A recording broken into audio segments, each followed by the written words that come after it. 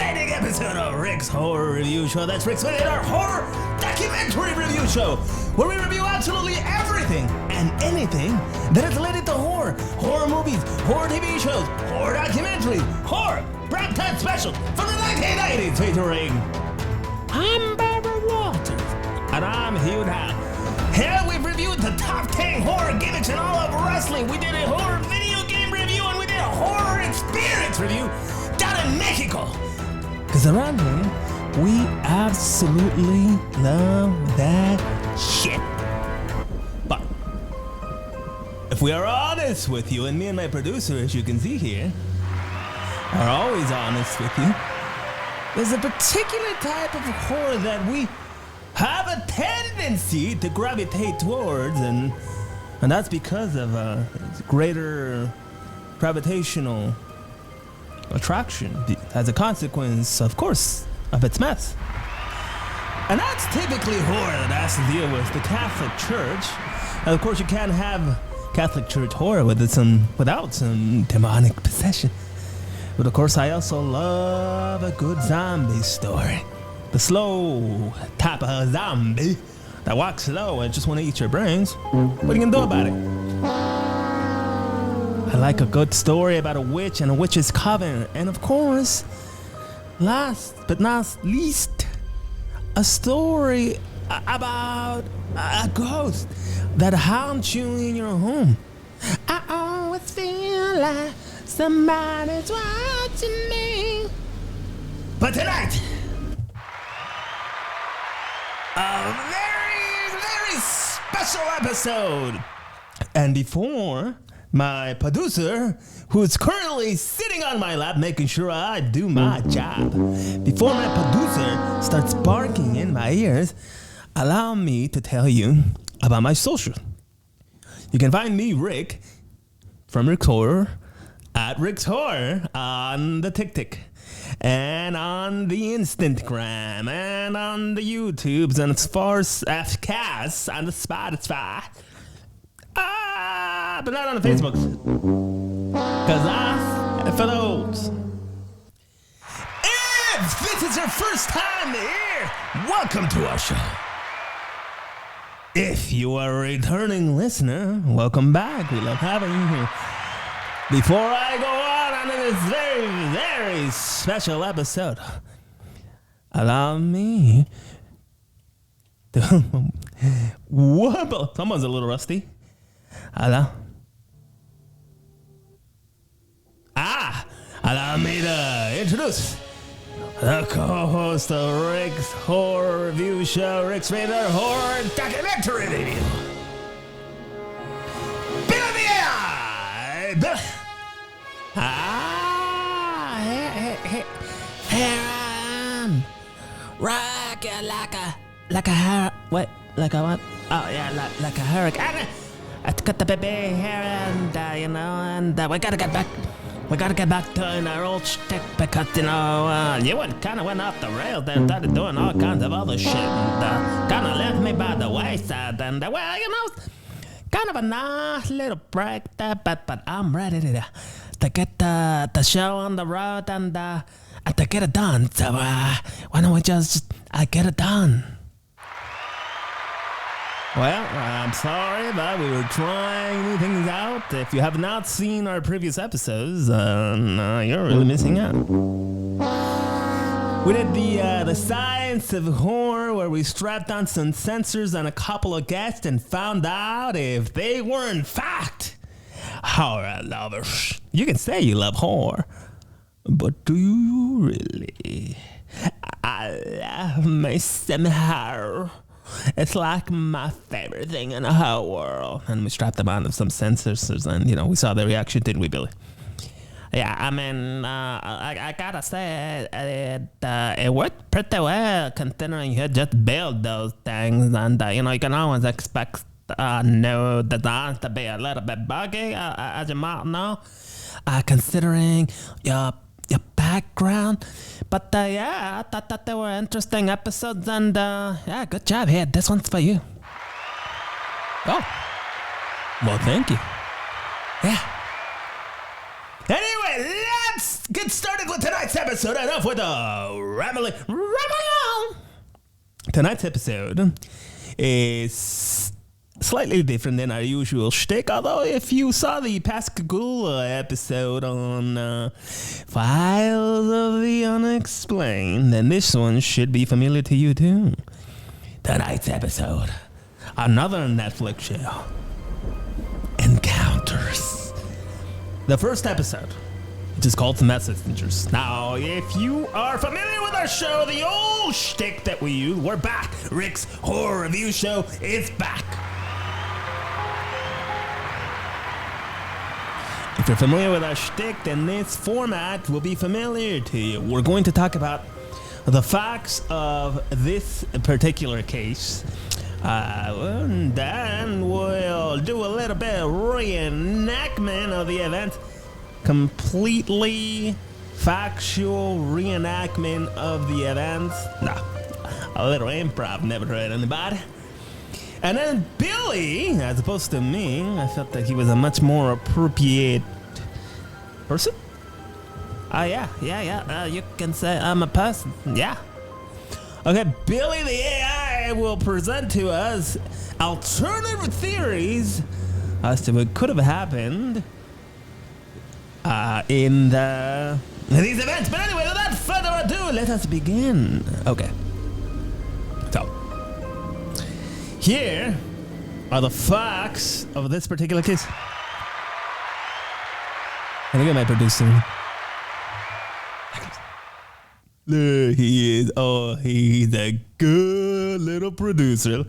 Look at him. Say hi to the there. Who's a good boy?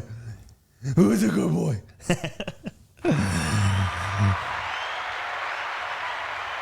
a sleepy boy. Sleepy boy. I got a sleepy boy. Anyway, these are the facts. These are the facts of the case. Date and location. This event occurred in Stephenville in the south of Texas. Bill, is that where you're from? That's an interesting coincidence. I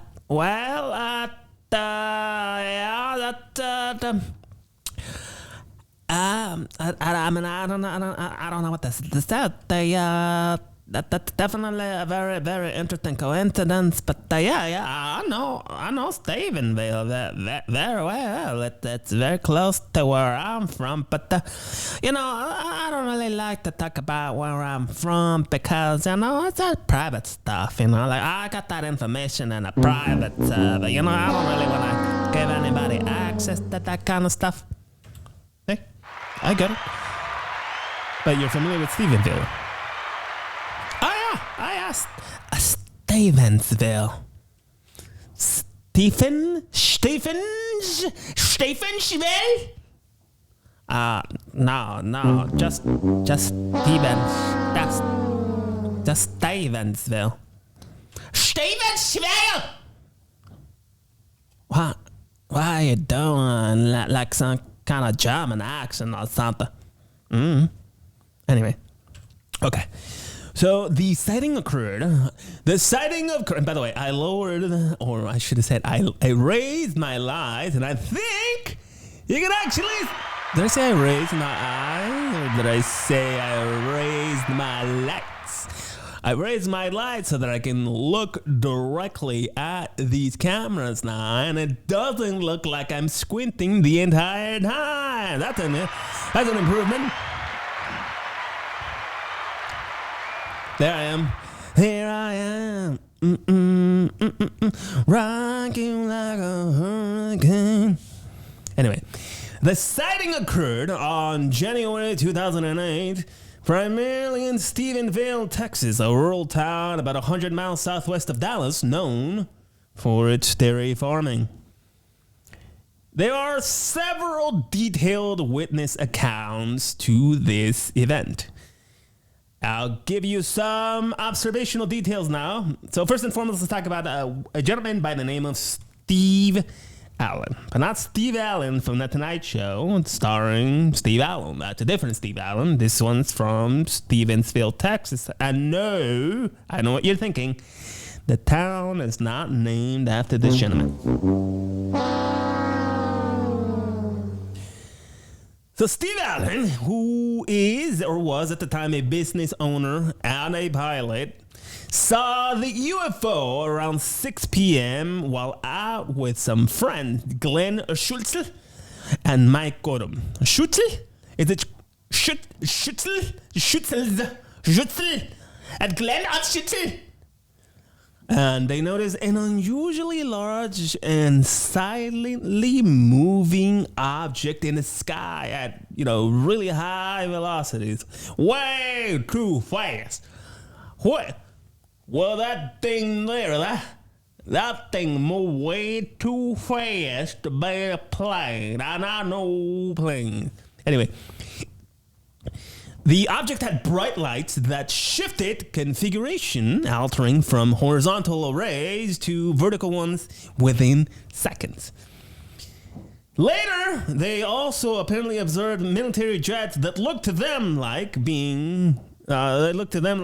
they were F-16s, perhaps pursuing or in hot pursuit of this unknown flying object, thus enhancing the mystery and potentially suggesting that the military was somehow involved, or at the very least had some awareness of what was happening down there in Stephenville with old Glenn Schuttel, Mike Odom, and Steve Allen.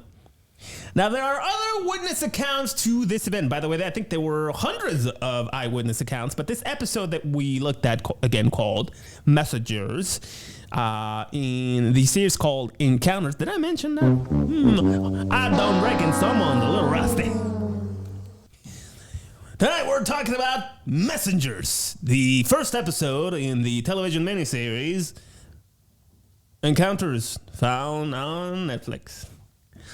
Yeah, so there were several eyewitnesses that, were, I would say, the primary parties of the documentary. Another one was a gentleman by the name of Leroy Guyton. We're going to go with Leroy Guyton. And this gentleman is, by the way, a constable. Okay? Not a sheriff. Constable. And he is a constable of Erath County. Now, I'm no conspiracy theorist, but the county is called Erath. E-R-A-T-H. Now, that's way too close to Earth County for my man. And I will mind. I don't know, just thought it was funny. So, Erath County. So, he's a constable of Erath, not Earth, Erath County. And he noticed a bright red light, or rather, several bright red glowing lights that pulsated and moved at uncommonly high speeds across the sky. Now, you may be wondering to yourself, how can they possibly know how highly uncommon speeds these things are flying at? They got some kind of radar on they point at this some bitch. Ha! Yeah, that they're doing more than the common speeds are lighted up in the air. I don't know. I guess they're just using, their perception skills and their understanding of normal velocities at which conventional aircraft fly at. But anyway, this thing or things that he saw were flying super fast. If you could even say flying at this point. But anyway, they were, moving across the sky. On the same evening, he saw, later that 3 hours later. Later that evening, Constable Guyton saw those lights again, but this time he actually managed to observe them through binoculars and actually also attempted to record them using his, a typical equipment of the time. I think a mini tape, VHS tape mounted camera on the dashboard of its cruiser. But unfortunately, it looked, according to the documentary, like any time that, Constable Guyton tried to capture this object, the image just went wonky, like Charlie Brown kind of shit going on. But yeah, unfortunately, and of course, the technology at the time, we're not even talking about high definition anything in, actually, 2008's not that long. Well, I don't reckon, babe. A few years ago, but anyway, he couldn't capture it because it just didn't want to be captured. Oh, yeah. Anyway, the next encounter is by Ricky Sorrells, and this is a gentleman who was a local mechanic, and Mr. Sorrells described the encounter under the canopy of a tree, where he saw a large, flat, non-reflective metallic object hovering about 300 feet above the ground. Sorrells noticed that the object, in man's size, and it was silently hovering capabilities, and again, the metallic structure resembling something like the bottom of a car. Okay, well, your brain goes to what you know. I just said this gentleman was a mechanic, so is he connecting the dots at this point? I don't know. I should not speculating. I am talking about the facts of the case. These are the facts of the case, sponsored by no one. Cool. He's post-encounter experience. Unfortunately, this gentleman faced harassment and actually felt pressured by unmarked helicopters and men warning him not to speak about the event. And in fact, he was not. They reached out to him to comment for the documentary, but he was the only one from the people that were, the focus of this documentary that actually did not appear for the documentary. It appears in stock footage from 1998. Yeah, he appears in stock footage from 2008, but he does not appear in the documentary. The last account featured in the first episode, Messengers of Encounters, now on Netflix, is the account of one Dr. Norma Brieno. And Dr. Brieno is a native of Burley, Idaho, who had Mexican roots. She too has been a longtime resident of not Earth County, but Arad County. Arad County, Texas. She is an alumni of Dublin High School, at University of North Texas, Ranger College, and Tarleton State University. She also had a furious experience. Now, she first encountered mysterious lights in the sky back in 1989 during a family trip to Michoacán in Mexico. If you have not seen our episode on La Isla de las Muñecas, go check that one out. Episode 20-something of season number 2. I don't remember. But anyway, she had a previous experience in Michoacán, Mexico, and her mother initially saw these lights, describing them as bubbles in the sky, which left a lasting impression on her due to cultural significance and superstition surrounding such phenomena. Now, if you're not aware of this is not an exclusive, American phenomenon. Well, Mexico's still part of America, North America, but these things happen all over the globe, and it actually happened quite often in Mexico. If you are not following this as of now, like even the Mexican Congress at this point is involved, in what are called UAPs now, no longer UFOs. Anyway, her 2008 sighting, again, January 8th, near Stephenville, Dr. Brieno and her husband witnessed similar unexplained lights while returning from a road trip to Fort Worth. Dr. Brieno described the lights as bubbling from one spot to another. Too fast, once again, for conventional aircraft. Despite attempting to capture them on camera with her flip phone, the light disappeared too quickly Unfortunately, she was not able to capture anything. You can imagine a flip phone technology in 2008, not exactly, for example, here, filmed on an iPhone. Hello, Apple. So, yeah. Anyway, okay. So those are the facts of the featured eyewitness accounts. Again, as I mentioned, the documentary talks about, I think, potentially hundreds of people actually seeing this stuff. But, you can't squeeze in hundreds of people in one documentary. Or maybe you can. But anyway, when these accounts are being, there's one more thing that we need to talk about as part of the facts of the case. And that is the Mutual UFO Network, MUFON. Not Jean-Luigi Buffon. No, that's Jean-Luigi Buffon, and he's probably going to go down as one of the greatest keepers in the history of organized football.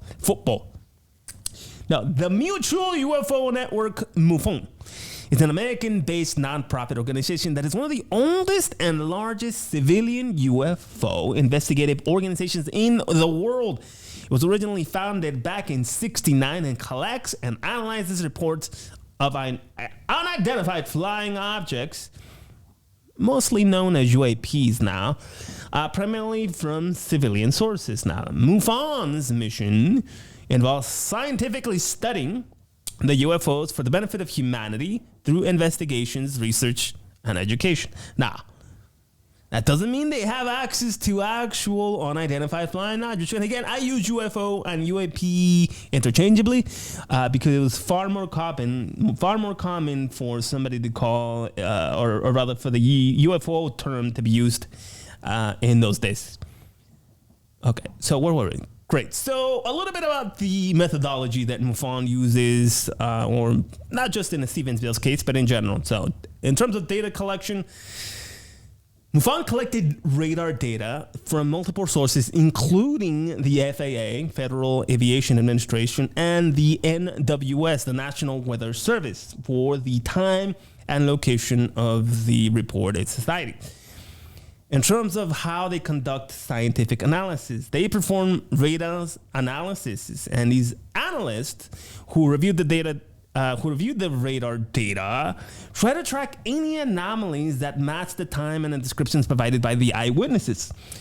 Radar signatures that corresponded to the eyewitnesses' accounts were scrutinized for speed, altitude changes, and flight patterns, all obviously really relevant data. So the flight characteristics versus known aircraft capabilities. I often hear the term, well, some bitch was flying faster than any known conventional aircraft that we know here on planet Earth. Okay, but I mean, like, how much do you know about, the way an aircraft actually flies? How do you know that there isn't something being tested that, is capable of flying, at faster speeds and velocities than anything that you might know about? But anyway, the flight characteristics versus known aircraft capabilities. The speed and maneuverability.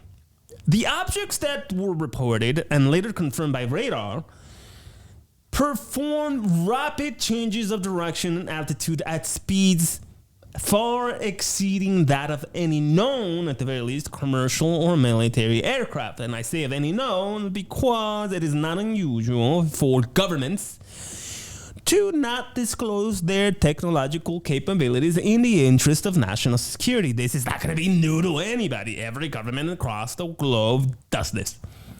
But anyway, conventional aircraft have, defined performance limits due to, let's say, the structural integrity and human pilot capabilities. Although most commercial aircraft today are far more advanced than I would say probably even 15 years ago when this happened. But anyway, I digress. So in terms of the aerodynamics and material sciences, now conventional aircraft designs and materials must contend with aerodynamic heating, stress, and strain during high-speed maneuvers. The speeds and maneuvers reported would likely result in catastrophic failure of known aerospace materials due to primarily the thermal and mechanical stresses that would have been exerted on an aircraft flying at the reported speeds, supported and confirmed by MUFON.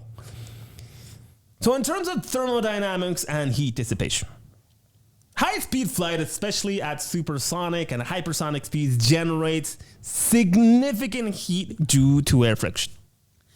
Wait, what the hell are you talking about? Stick your hand out the window when you're driving your car and you'll know exactly what the hell I'm talking about. That's air friction. We've all done it. You do the little thing with your hand and you feel it and you're playing a really cool song like, I'm on a highway to hell. And you stick your hand out the window and you feel the air. So that is air friction. Okay? So imagine now you going, 100 miles an hour versus 300 miles an hour.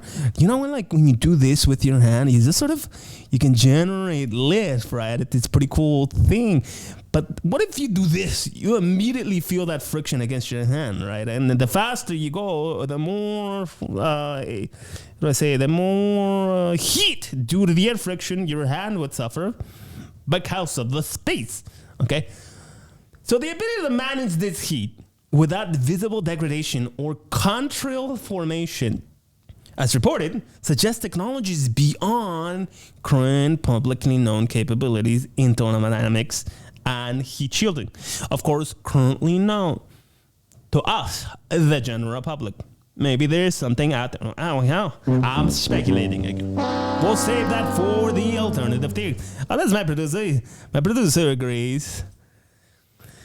Okay, so in terms of expert opinions and consensus, a couple of aerospace engineering insights. Now, MUFON often consults, thankfully, with aerospace engineers. Hello. And experts to understand what the described behaviors of the UFOs, whether or not they actually fit within current technological frames. The experts consider factors like material limits, again, maximum speeds and stress tolerances for materials like titanium or advanced composites used in modern aircraft. But of course, propulsion systems, right? Known propulsion systems, whether jet-based or rocket-based, have recognizable flight patterns and limitations.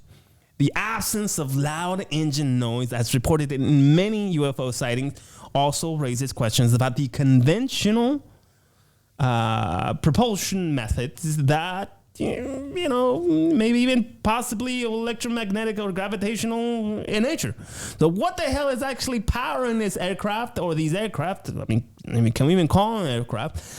What the hell is actually powering them if it's not conventional, jet-based or rocket-based propulsion? Certainly is solar propulsion?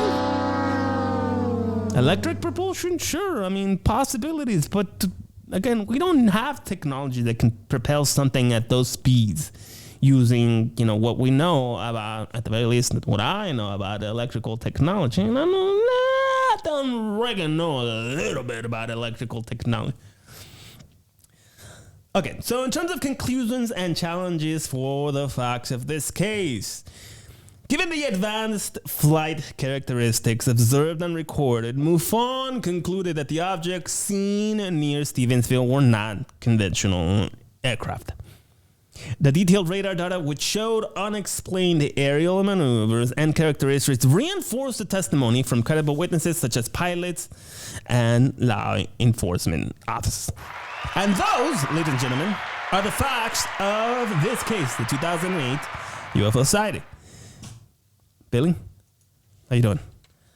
Well, I think, you're doing all right. That's very interesting factual data. And, I really like all that stuff about the propulsion and the material limits and the thermodynamics. That's really interesting stuff that I think is very relevant to this kind of stuff. If they're not using conventional chemical rockets or jet engines, what the hell is actually propelling these things to move at those velocities? And by the way, one of the things that you don't talk about is the ability to also almost instantaneously come to a stop. How do you even do that? that's also very interesting. We can talk about going real fast, but you're gonna need to come to a stop as well in order to to perform all the kinds of maneuvers. And that the fact is that they also stop in unconventional methods or ways, which is very, very interesting. That's also very true, yeah. The way that they stop also, I mean, how do we... Flaps down, right? If you want to start producing airspeed in an airplane, flaps down, flaps 90 degrees, flaps 45 degrees. Put the flaps down and, eventually maybe turn the jet power or the jet engines a little bit lower. Like when you're in a big old jet airliner, don't carry me too far away. When you're in a jet, as you start to this... Hi, ladies and gentlemen, this is your captain speaking. We are now approaching the city of Los Angeles. We hope that you had a very pleasant flight here at Dash Out Airlines, and we hope to see you again soon. When you start to descend, they start pulling, the power, a little bit of power out of the old engines, and they start moving their flaps, so that you start to reduce in speed. What if you just want to come to instantaneous, almost stop? How do you actually stop that way? It's fascinating. All this stuff is fascinating. But anyway, we must go on with perhaps the most important part of the show, which is the very, very, very, very, very, very, very, very accurate dramatization of the 4 key eyewitness accounts. Bill? Well, now hold on a second, because are you sure this is gonna be fairly accurate dramatization? Because you tend to just do improv and never really it goes the way that these things happen. No. I promise. No improv here. All facts. Okay. All right. Well then, proceed with caution, Omega. Okay.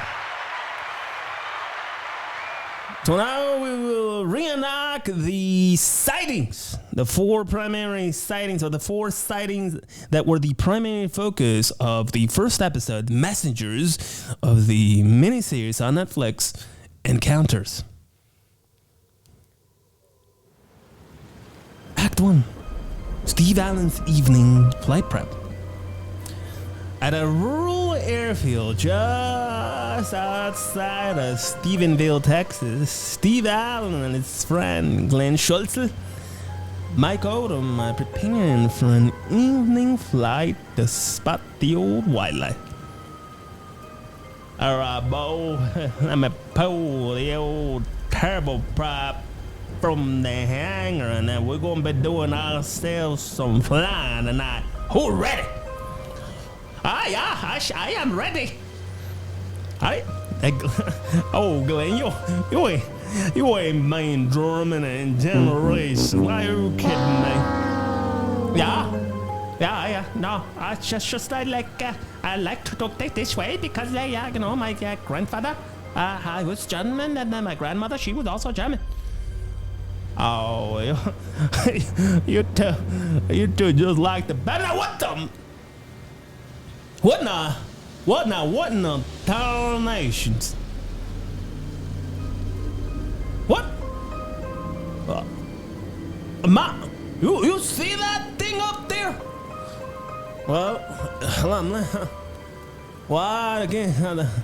I can't see the way I used to stay, but those damn things up there look like Doritos or something. With the blinking and blinking. Hey, Glenn, boy, you see the flying Doritos? But I don't see Doritos. They're more like lace waves, I would say, yeah. Oh, you two boys must be hungry, but look at them lights flashing back and forth. Oh, Lord of mine, I don't reckon I've ever seen anything like this in my life. Clean my eyeglass. My goodness, that's just flashing, peeking, flash and a flash here and a flash there and a flash everywhere. Help. Well, I don't reckon I was seeing it all. That's kind of how that went. Okay. So after these three gentlemen saw the flashing lights, of course, then we go over to Constable Leroy Guyton in his night patrol. And we find ourselves on a quiet street in Stephenville where Constable Leroy Guyton is patrolling, keeping an eye out for anything unusual after catching some chatter on his radio about something strange flying overhead. Constable, cover. Constable, over. Constable, eerie. Yep, the Constable. Come on and raise your light and clear. Oh, Constable, with several reported sights of screens, lights in the sky, just about over the area where you patrol car seems to be currently located. But you, come on, heading over there and investigating what the hell is going on down there. Over. Well, the Guyton, yeah, I'll head over there. I head over there just now, just across the street. I was gonna just grab myself a big old burger. I'm a little hungry, but I guess I'll investigate these lights. Well, hold on, wait, we're gonna do this. I'm gonna go inside. I'm gonna place this order, and then I'll walk on, or maybe drive on over to the potential side of these bright lights, and I sure hell don't want to walk on that wave and drive over that distance on an empty stomach. Now my mind wouldn't work the way that you gotta be like real sharp. And my breakfast, I had myself some waves and cheers, but that was like 4 hours. Old dumb little grumbling. You know what I mean? But dispatch, I'll head on over. I'm gonna just go order my burger for just a heck. Hold up. And eventually he finds as well, obviously, to investigate the lights in the sky, because he has 2 detailed accounts of the event. So the constable comes out of ordering his burger.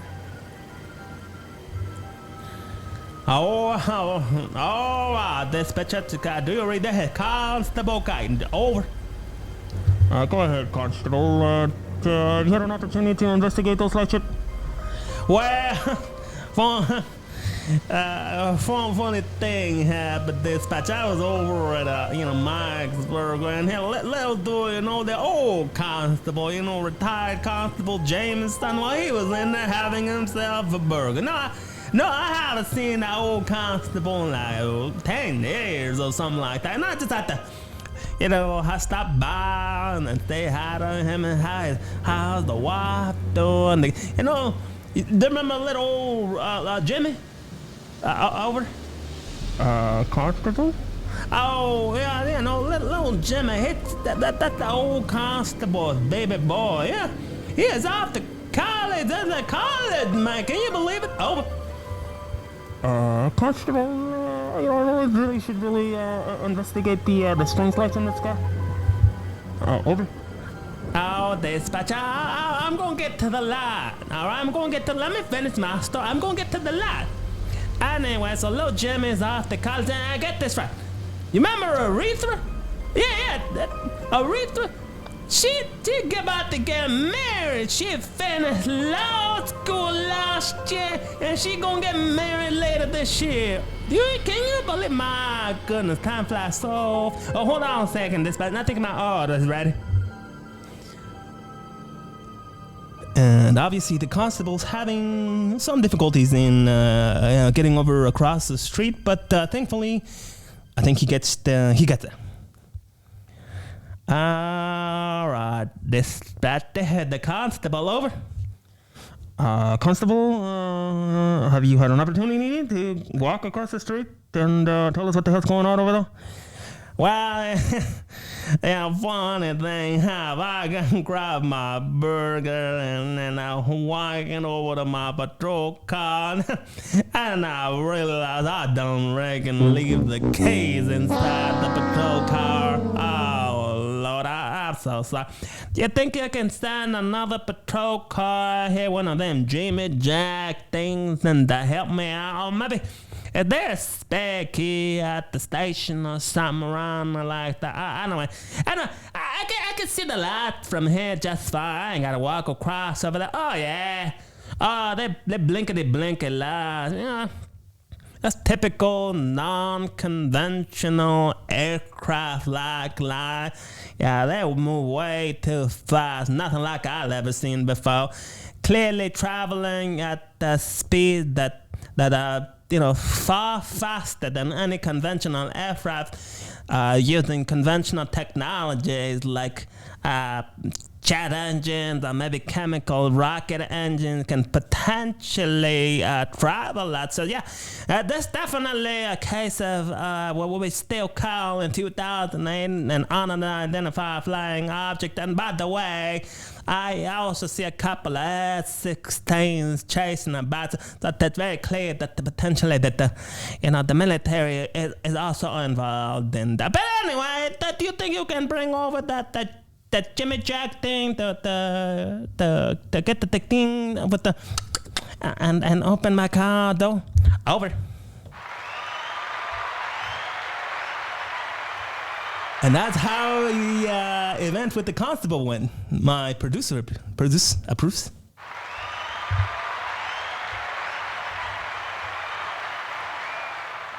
And now we move on to one Ricky Sorrells, and the scene shifts to the woods near Dublin, where Ricky Sorrells is perched in his deer stand, immersed in the quiet of the forest, unaware of the town's earlier commotion.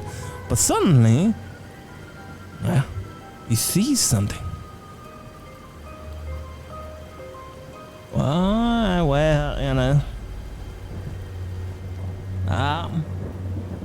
I'm gonna get this deer for food, of course, not for funsies. I like to eat and use the whole animal because I care about this animal's life.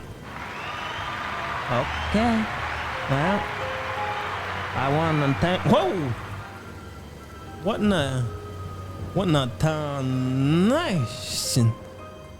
If only I could. What the hell is that?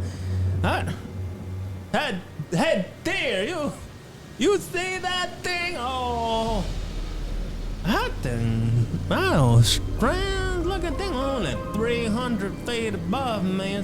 Well, I ain't gonna reckon use my scope on this thing.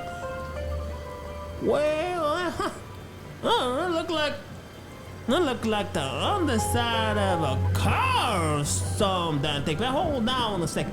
How is this? Whoa, that thing is moving way too fast. You know what? There's some kind of government agency chasing us, do you think? His companion dog is confused by what the hell is going on. Do you see that, Charlie? There's some crazy shit going on in the sky. I'm gonna shoot these sons of bitches. Tell them who's that. This is America. Oh, Lord. What was I thinking, Charlie? I don't want to start some kind of intergalactic war like the Star Wars or some shit. But that's some bitch thing that's flying way too far, buddy.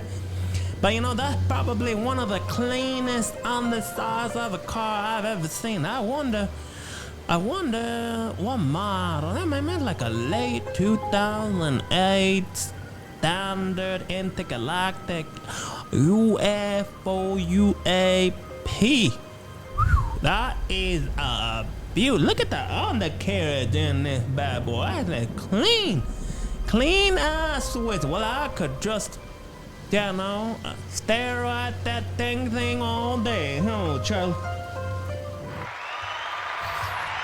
And that's how his sighting went.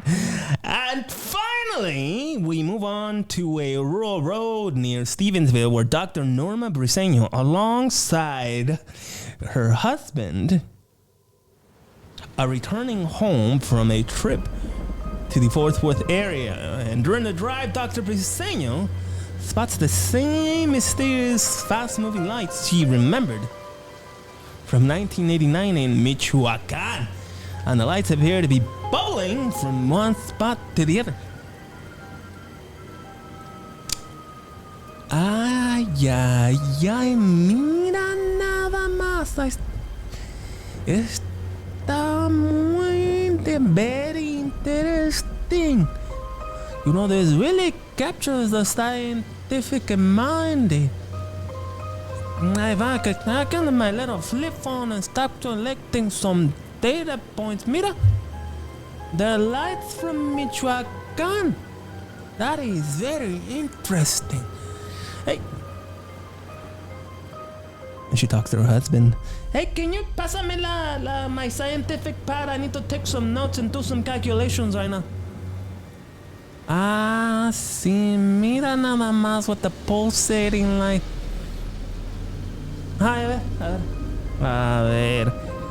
It looks like the one on the left, then there's some one-dimensional kinematics, velocity unknown, height unknown. We had too many unknowns. I cannot solve the two-dimensional kinematics from this.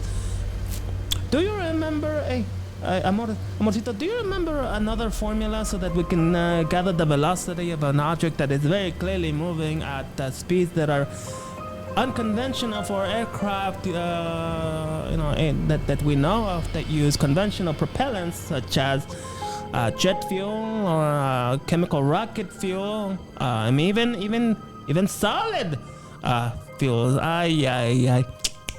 If only I had my thermodynamics book. I mean, dude, do you have the advanced rotational dynamics book that I was gonna give to Lucia the other day, so she can start studying? I know she's just in the third grade, Amorcita, but yeah, you gotta start learning the gravitational dynamics and the motion on the planets at some point. What is she gonna be doing? Why? Watching Barney? Some pendejadas, que empiece con las matemáticas.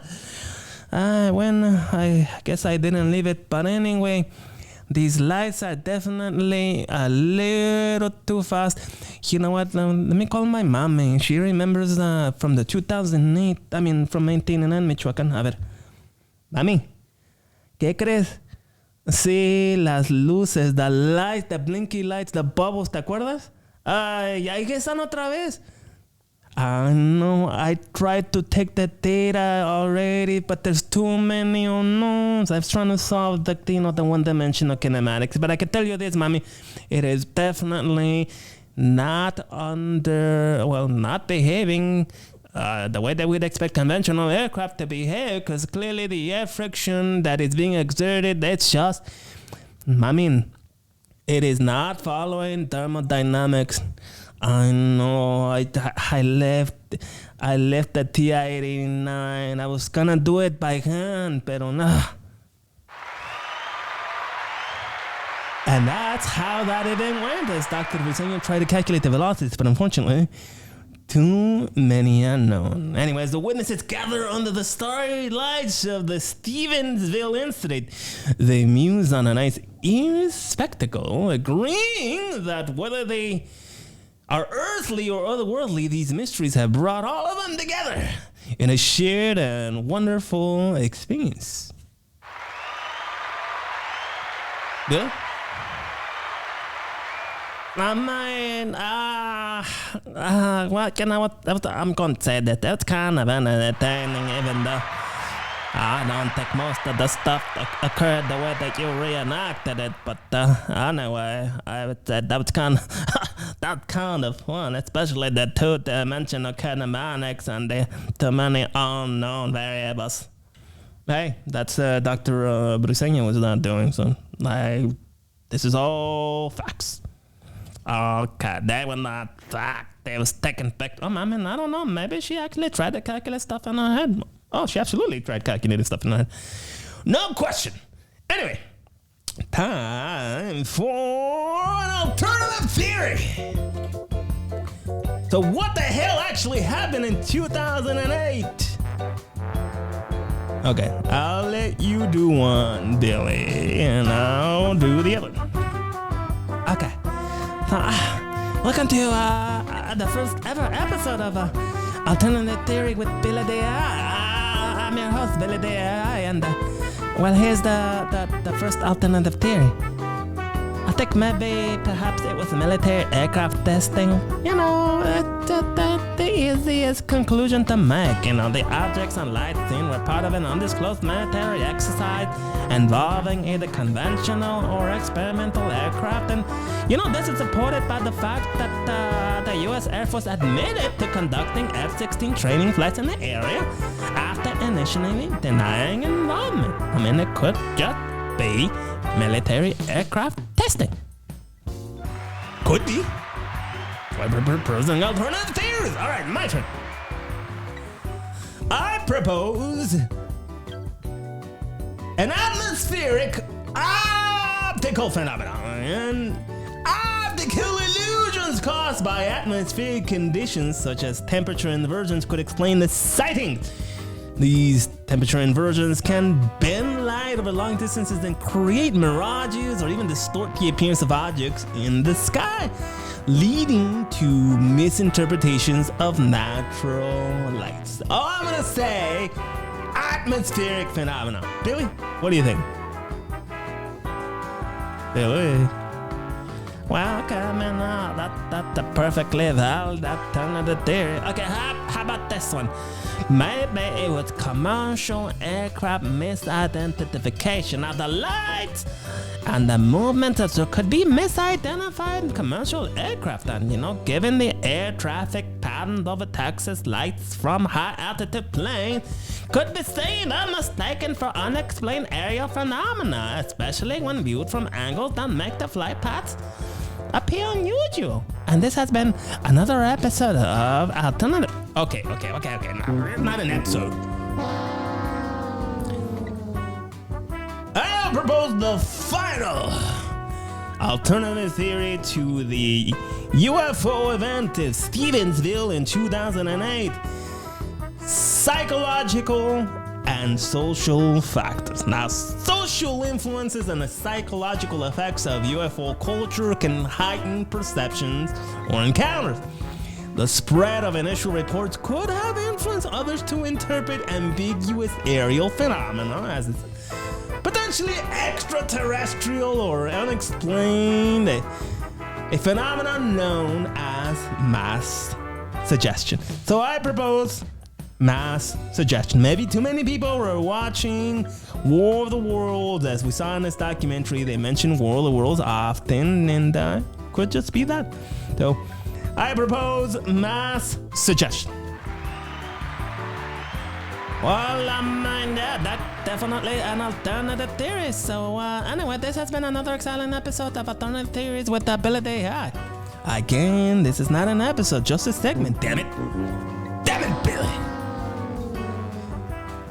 Anyway, any last words, Billy? No, thank you, and it's glad to be back, and let's do it again. Indeed, and I think that is gonna be it for yet another exciting episode of Rick's Horror Review Show. Rick's Radar Horror Documentary Review Show. If for some reason you still find yourself here listening to me ramble fun, and I appreciate you being here. You have not listened to any of our other episodes, go check out the episode on the Pascagoula alien abduction. If you like our improv, if you like any of the crazy shit that we do around here, why don't you give us an old like and then subscribe and share or subscribe and share and do all of the social stuff that I know you want to do. I know you want to subscribe to this shit, and I know you want to share it, and you cannot wait, but you're waiting for me to finish and shut my mouth before you subscribe and you share. But anyway, thank you so much for joining us on another exciting episode. We'll catch you again next time.